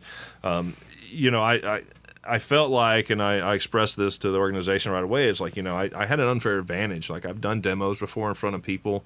You know, I run a full-service shop where I have to talk across the counter. I get custom cuts asked for all the time, things that aren't necessarily made in the United States regularly. So I had a pretty deep Rolodex of techniques to kind of rely on. You know, one thing that they had quoted me saying, I think they actually ran an ad in Texas Monthly, and it was a really disjointed sentence, something I do a lot of. But basically what I said was it takes another level of character in order to produce with the same technical precision and expertise that you do behind closed doors or behind a wall in front of a bunch of people. And this is true because, you know, even as good as you may be with the door closed and you're back to the service counter, when you got a bunch of people in front of you, you know, when we cut that 103 at the Food and Wine Festival, it was 85 degrees outside. You know, Wow. if you find those photos, I am fully sweated out. Yeah. And all of us, well, except for Lewis, were bigger guys. You know, we were both. I was like, man, I thought I was gonna pass out. Man, Mike is a little bit bigger than I am, and I thought at one point I was going to grab Mike while we were in competition. I saw him sway a little bit, and I was like, Mike, are you all right? You know, I mean, we had nothing but respect for each other, and I had to stop cutting to pick him up. I didn't want to like falling on his knife or anything like that. But he's like, yeah, I'm okay. You know, we just kept powering through. It was a show at that point, you know, and you know, it was it's really strange, you know, that. You know, I didn't, you know, start cutting meat. I didn't take a class on showmanship. I didn't take a class on speaking, you know, or talking in front of people or anything like that. It's really a skill that just kind of was learned trait. Just kind of learned over time, you know, and that's something that, you know, really gives you a leg up in that competition world, you know. And honestly, I'd never thought when I first started doing this that competition would have ever been anything I'm interested in. I'm actually not a very competitive person. I hate like top 10 lists or anything like that, you know, because what I think it does is diminishes people's skills. I think it's like, oh, well, you're not the number one, so everybody else is garbage. No, not even in the least. You know, whether it's my restaurant or butchers or whatever, it's like, man, like if somebody's willing to watch you do something, you're a star, man. Like you're really doing something unique. And you know, I try to be as humble as I can when it comes to that, you know, and like I was saying earlier about honesty and having integrity, and it all plays into it, you know, that, you could walk up there and be the cock of the walk and, you know, twirl your knives or do the Salt Bay thing or all that kind of stuff, you know, whatever. But like, you know, you know, more often than not, you're going to look down into the crowd and you're going to make eye contact with somebody and they're going to be just focused on you, you know, and that's enough to rattle most people's nerves alone, you know. Absolutely. You know, I never really tried it, but the whole thing of like, you know, imagining everybody was naked to calm you down or whatever, I didn't really want to do that in that crowd, you know. But you know, it's true, you know. It's like you really have to be able to be calm in that situation, you know? And it's just tricky. Yeah, that high level competition, man, of any kind, right? If you're trying to perform in, you know, fighting or, you know, something like where track it's and field, exactly, something where you know? any high end competition like that, it takes some doing for sure. That stuff's very distracting. I got a few more questions. We're hour 30 in. You tell me. Let's throw your last few questions. Cutlery. How important are your knives? Oh man, I mean, you know, whether it's a butcher or a chef, I mean, you're going to be a knife nerd, whether or not you started off, you know, thinking you'd be or not. Yeah, man, you know, you talk knives, you start talking about steel. Yes. You know, you start talking about what that knife is made out of. This is the biggest thing that I changed when I started really getting serious into whole carcass. If you're just cutting boneless meat, it's less important. In fact, if you're cutting boneless meat, I would recommend Dexter Russell's, Forstner. Wagner Forstners are really great. But you want something a little harder steel if you're going to be working against bone. I switched to a brand of knives called Swibo. They are, if you really know your stuff about steel, I think they're about a 59, 60 on the Rockwell hardness scale, whereas the Forstners are more like a 57, 58. So what you get from that is you get a knife that is harder to sharpen but holds its edge longer. Okay. And that's a benefit for sure. Do you use stones to sharpen, or I use a water stone setup. The reason why I choose water over oil stones is because it's not as messy. You know, last thing you want is to have a bunch of oil on your smock or your apron or your hands or whatever after you've sharpened your knives. You know, I like to be able to rinse it under water, dry it off, and be ready to go. Absolutely. Water stones wear away a lot faster and are usually a little bit more expensive, but I can produce really great bevels on my knives that are polished like a samurai sword that you can see your reflection in. I kid you not. Yeah. You know, and if you're going to do this trade, whether it be a chef or a butcher, your knife is your tool, you know, and it is an extension of yourself. If it's dull, you're going to be dull. If the point's bent, your point's bent, you know. It also becomes dangerous. Yeah, it becomes with very dangerous. You're putting more pressure. You're, more inept to slide off things, cut hands, cut fingers, all that stuff. And there's plenty. You mentioned stones like that, but there's several new things now that you can use. Even the little quick to hold and what's the Dick makes one. This is like a couple of wires that you just kind of drag your knife through. Pretty effective, actually. Yeah. Would I rather use that than stones? No, not personally. But to like brush up a knife before you're going to process a kill or something like that, like that's what you should do. Yeah. Also, fixed angle sharpeners are now much popular. There's a company called Wicked Edge that makes one. I'd love to get a sponsorship from those guys one of these days because they're about $500. Wow. But basically, what you do is you put your knife in a jig and you basically work the stone on a fixed angle over your blade. This allows you to hit that perfect 18-degree angle that you really want every time. Yeah. And man, you can produce one hell of it. Wicked Edge is an appropriate name for it. I had a butcher that had one of those setups, and man, it was I put it on there, and it kind of screwed my knife up until I did it long enough because I was having to correct a bevel that wasn't entirely true the way I sharpen with something that was exactly what you were shoot for, as far as an angle. But yeah, I've landed now on the Swibos, and I've been using a lot of F-Dicks. They sponsored us for the WBC competition. They dropped a ton of steel on us for that.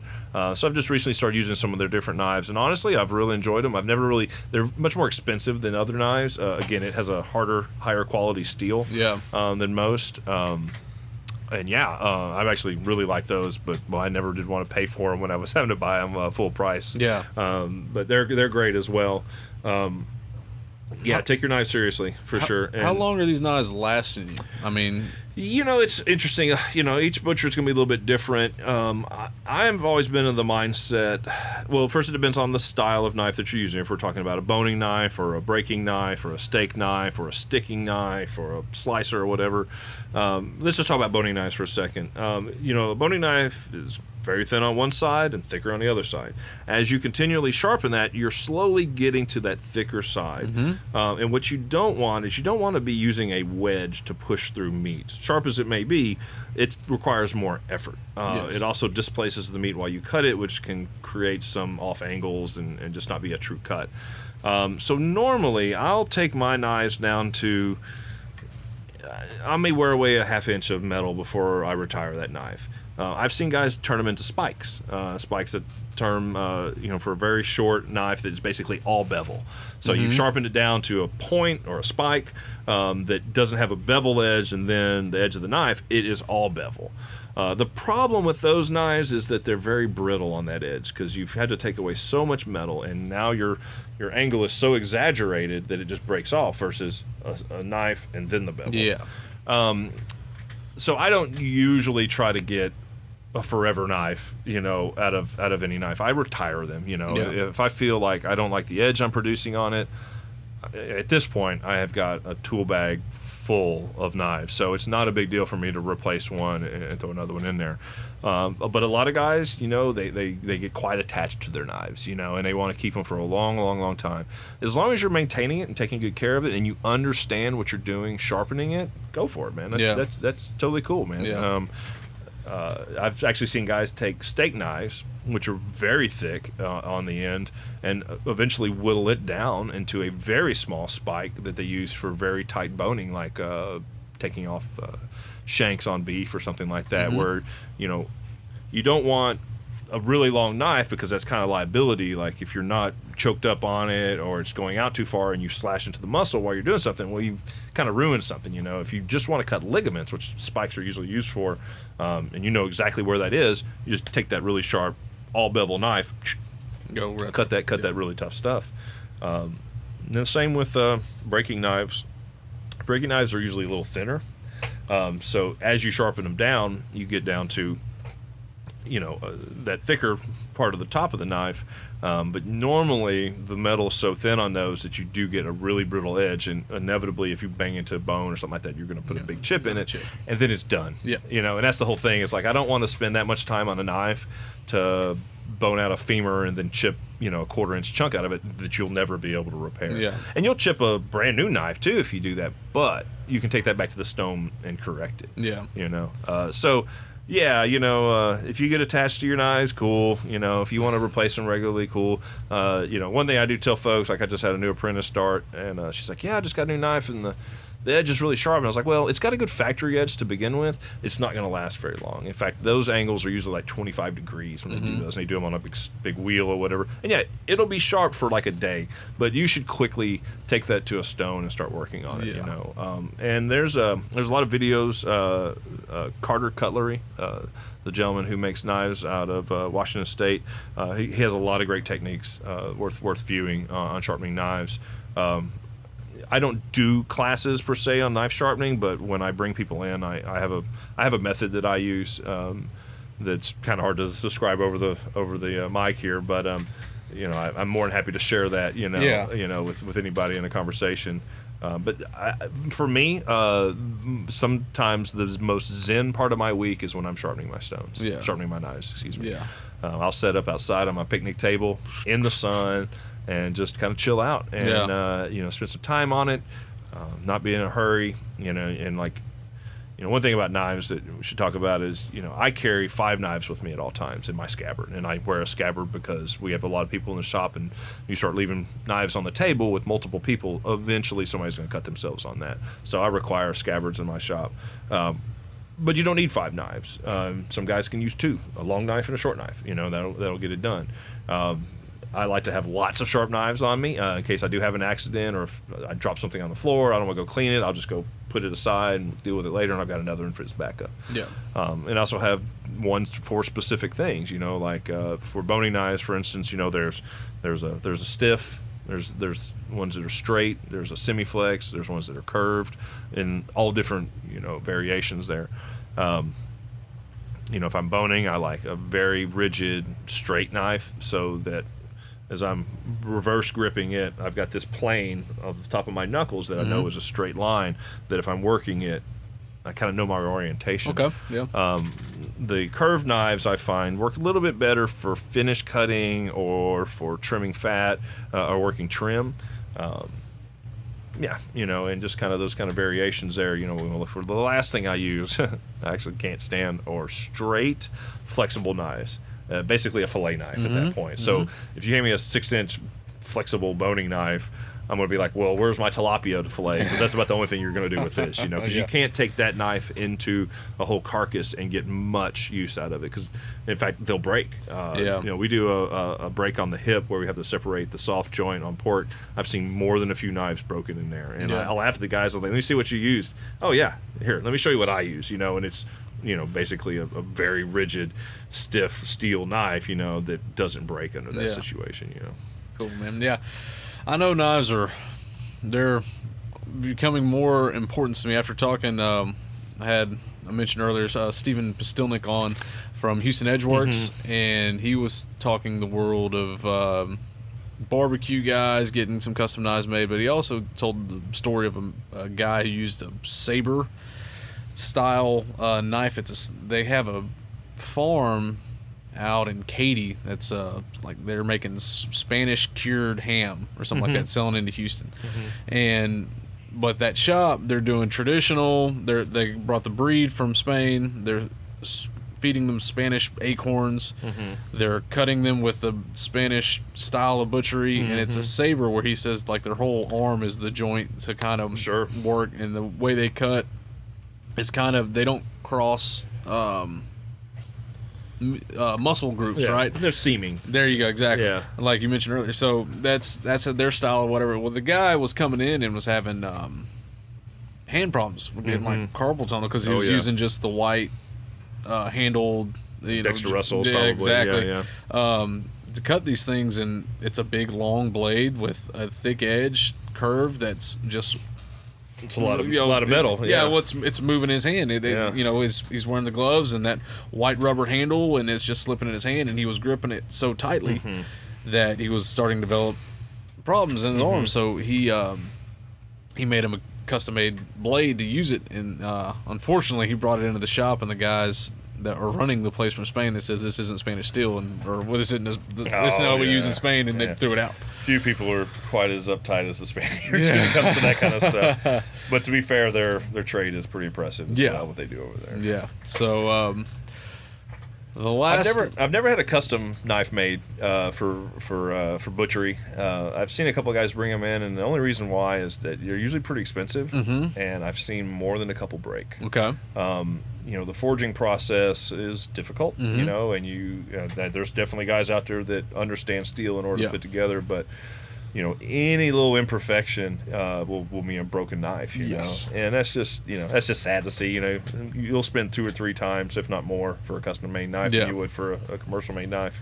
So, Steven, his kind of story background is he's a forensic pathologist. His ideas of knives came from doing autopsies and having to cut through people, right? Yeah. And so he was using just kind of whatever they use, scalpels and this and that, and he started saying, I'm having to sharpen my blades all the time. This is I can go through, one autopsy before I having to resharpen my blade and this and that. Yeah. So he got into it and started looking at the metals, and he doesn't actually forge anything. He buys Blanks, basically. well, he buys sheets and creates blanks.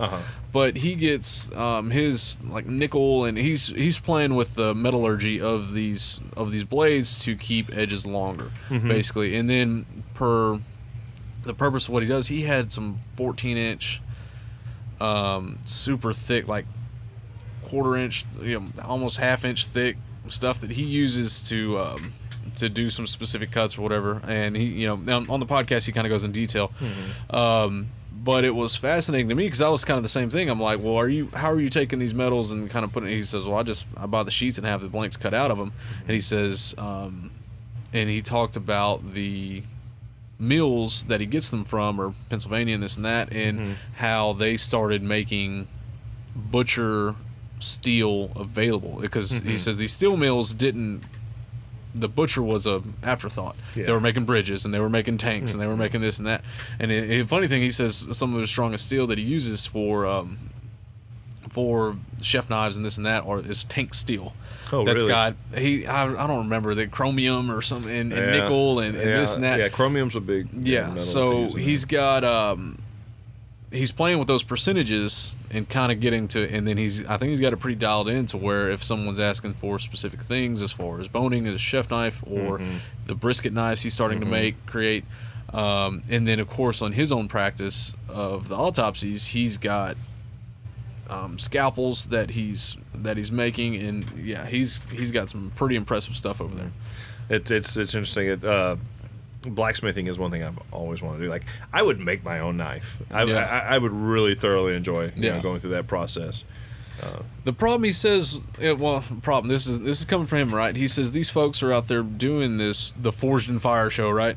And he says they're going out and refurbishing steel, getting a leaf spring. A leaf spring, a cool spring off of a 67 Volkswagen Bug, and then melting it down and making a blade out of it. He says, well, the finished product, they're making the Damascus, and it looks beautiful, and it's whatever. And you can put an edge on it, but it's not going to last. It's not going to last. And so he says because that's what was one of my big topics that I was asking him. I said, well, how do I know the difference between what a good blade is that's going to last? And he said, it's the steel. He goes, you got to look at what they're putting in that steel to make. So, it's pretty interesting stuff, man. Like you said, they're expensive, but his sales pitch is, you're going to pay $1,000 for this knife. He goes, or you can, and it'll last you 20 years, or you can pay $100 over the next, every year for the next 10 years, whatever the case, right? And I'm sure, yours is different than what my use, right? Because you're cutting every day. Knives aren't going to last you that long, just because of the nature of your game. So. I mean, I sharpen daily, or not daily. I sharpen weekly. So that eats away steel pretty quick. That said, I would have a nice, custom made knife that I'd use for demos or something like that. Yeah, absolutely. Or your competitions or something like that. Yeah, exactly. You want to show off something. I saw a lot of custom knives actually at that competition. It's really nice. It's pretty cool, man. So you mentioned regionality for steels, though. I think that's a big part of it. When I look for knives, I want to know where that steel comes from. Obviously, United States has got some great steel. You talked about, probably steel center of the country, which is the Pennsylvania area. But Germans have great steel. Japan has great steel as well. I mean, I guess now they're having tariffs put on it, so it might be a little harder to get. But I asked him about that. I said, but he said he gets most of the steel he gets, even when he makes his Japanese knives, which he's big into. That's his favorite style to make. They're coming from those East Coast, mills. And you think down in Houston he could get some ship steel? Yeah, because all those plates, that's high quality stuff. Sure is, yeah. But yeah, it's like you said, but yeah, it's just it was interesting to listen to him talk about the different uses of those steels and what specific you want anti-corrosive because of the acid in the blood and this and that.